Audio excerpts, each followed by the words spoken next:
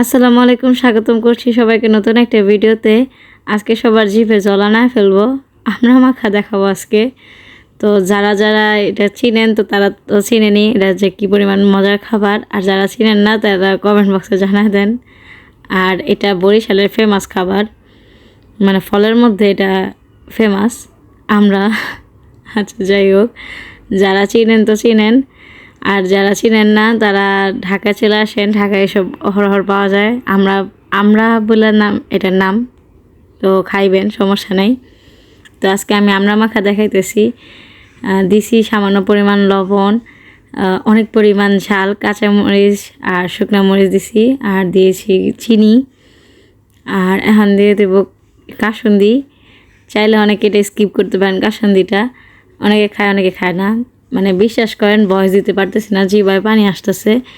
তো আমি খাইতে থাকি, আপনারা ভিডিওটা এনজয় করতে থাকেন, আর ভিডিওতে একটা লাইক দিয়ে দিন, আর চ্যানেলটাও কিন্তু সাবস্ক্রাইব করে দিন। আল্লাহ হাফেজ।